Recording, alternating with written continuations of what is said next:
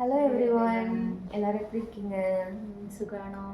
So இன்றைக்கி நம்ம mall practice insurance பற்றி பார்க்க போகிறோம்.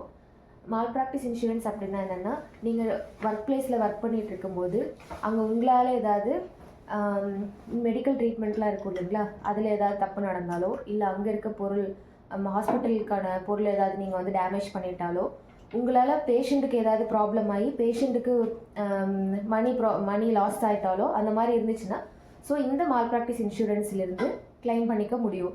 ஸோ அதனால் நம்ம நர்சஸ் வந்து ஒரு பீஸ் ஆஃப் மைண்டில் ஒர்க் பண்ண முடியும் இந்த மால் ப்ராக்டிஸ் இன்சூரன்ஸ் இருந்துச்சு அப்படின்னா. ஸோ இதை யார் உங்களுக்கு பண்ணி கொடுப்பாங்க அப்படின்னா, നിങ്ങൾക്ക് അത് ഇപ്പോൾ മാൽ പ്രാക്ടീസ് ഇൻഷുറൻസ് നിങ്ങൾ കമ്പനീൻ്റെ അണ്ടറിൽ വരുമെങ്കിൽ അവർ തന്നെ എടുത്തു തരും. ഇപ്പോൾ ഡയറക്റ്റായിട്ട് വരുമെങ്കിൽ ക്ലിനിക്കോ ഹോസ്പിറ്റലോ അവരെ നിങ്ങൾക്ക് എടുത്തു തരും. ഒരു സമയം അവർ എടുത്തിട്ടില്ലെങ്കിൽ നിങ്ങൾ റിമൈൻഡ് ചെയ്യുക, ഇങ്ങനെ എനിക്കൊരു മാൽ പ്രാക്ടീസ് ഇൻഷുറൻസിൻ്റെ ഓപ്ഷൻ ഉണ്ട്, അതൊന്ന് എടുത്ത് തരണമെന്ന് പറഞ്ഞിട്ട്. അതുമല്ലാണ്ട് അതിന് നിങ്ങൾ തന്നെ പേ ആക്കുന്നതാണ്.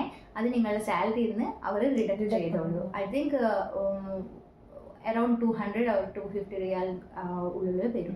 அது 1 year கொன்ஸ் 3 years கொன்ஸ் அந்த மாதிரி ஆப்ஷன் இருக்கு. அது கம்பெனி லாஸ் அது சேஃப் ആണ്. ഔട്ട് ഓഫ് കൺട്രിയിൽ ആവുമ്പോൾ അതൊരു கவர்மெண்ட் வந்து இந்த இன்சூரன்ஸும் லீகல் காஸ்ட்டை மட்டும் தான் கவர் பண்ணும். இல்லீகலா நீங்க ஏதாவது போட அது கவர் பண்ணாத, அதுக்கு நீங்க ஜெயிலுக்கு போயிடணும். ஓகேவா?